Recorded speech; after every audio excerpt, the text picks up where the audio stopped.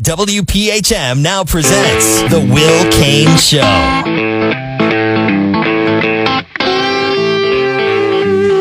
One civil war, online, on the right. Is it America first to attack Iran?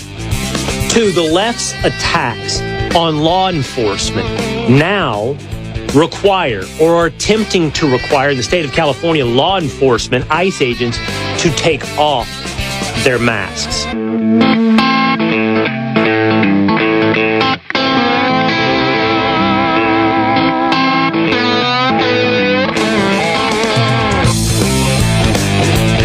It is Will Cain Country, streaming live at foxnews.com, on the Fox News YouTube channel and the Fox News Facebook page every Monday through Thursday at 12 o'clock Eastern Time.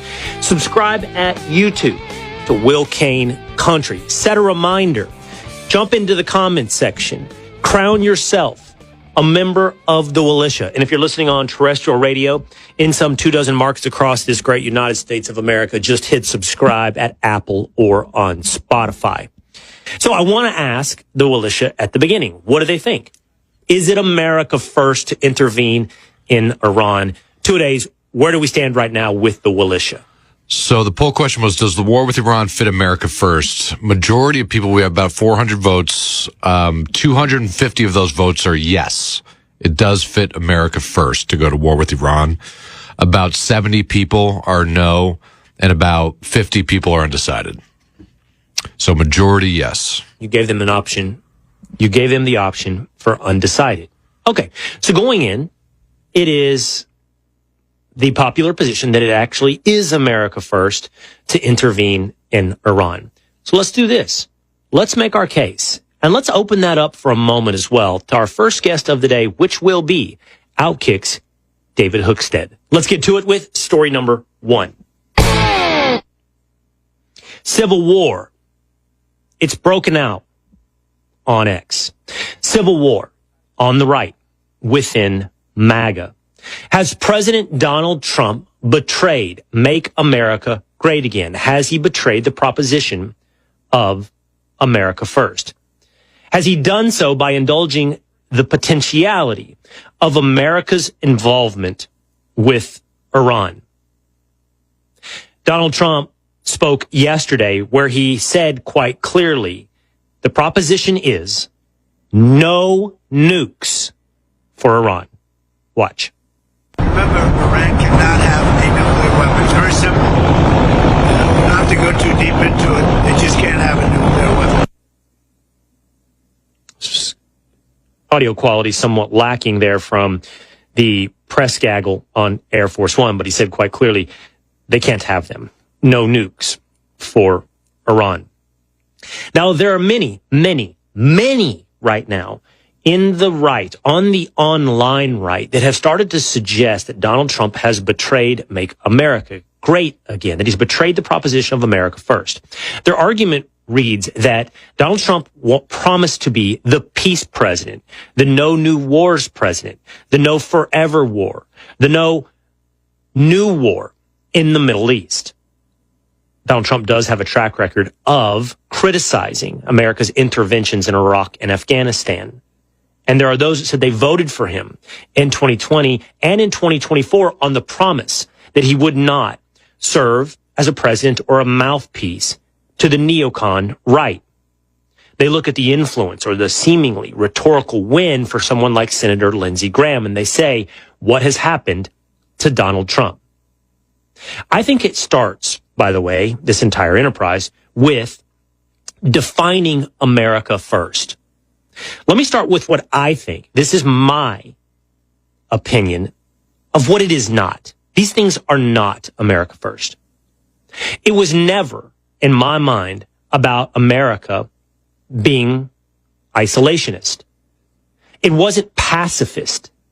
It certainly wasn't buying into the idea that is increasingly popular in some circles of the online left and right, that the United States is always the bad guy in every intervention or skirmish or conspiracy on the world stage.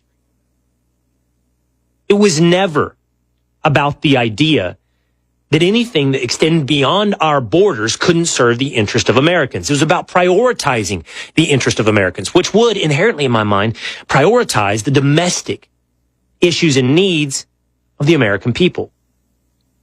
Yes, we need to deal with illegal immigration. Yes, we need to prioritize stopping the flow of fentanyl. Yes, we need to find purpose for our young men and our younger generation that seem to be lost to the abuses of drugs, depression, increasing rates of suicide.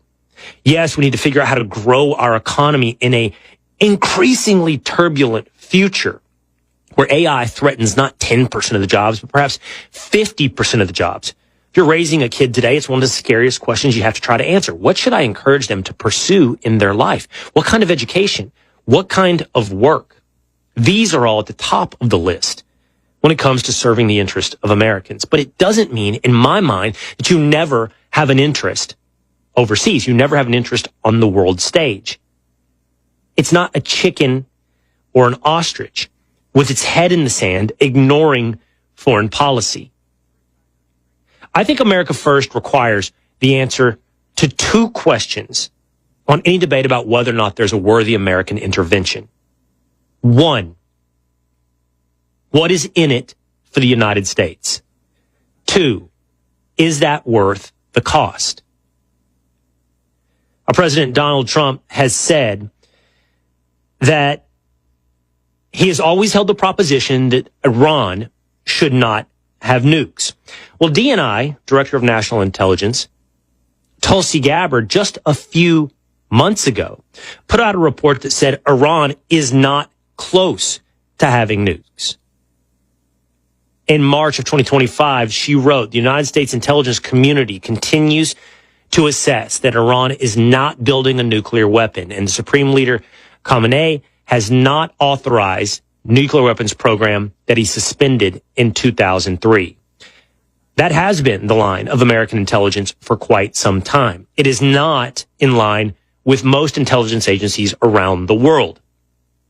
In fact, most intelligence agencies say Iran has been pursuing a nuclear weapon. And the International Energy and Atomic Commission has said that Iran has enriched uranium to the level of 60%. Vice President J.D. Vance took to X this morning, and he said, no one denies Iran's ability to use civilian nuclear power, but that only requires enrichment to 3%. They have well exceeded any civilian use of nuclear power. They've enriched uranium to 60%. What's needed to get to a nuclear bomb? 90%. Most intelligence assessments suggest you can go from 60 to 90 and 90 to bomb at a fairly short pace, suggesting Iran may be close. We should have a healthy level of skepticism because we've heard that for well over 30 years, that Iran is on the doorstep of a nuclear weapon, but suggesting that Iran could very quickly get to a nuclear weapon, but more importantly, revealing the goals of the mullahs and the Ayatollah to actually get a nuclear weapon. And Donald Trump has said that's the case. He doesn't care what was said by Tulsi Gabbard. This is also on Air Force One. Mr. President, you've always said that you don't believe Iran should be able to have a nuclear weapon, but how close do you personally think that they were to getting one? Because Tulsi Gabbard testified in March that the intelligence community said Iran wasn't building a nuclear weapon. I don't care what she said. I think they were very close to having it.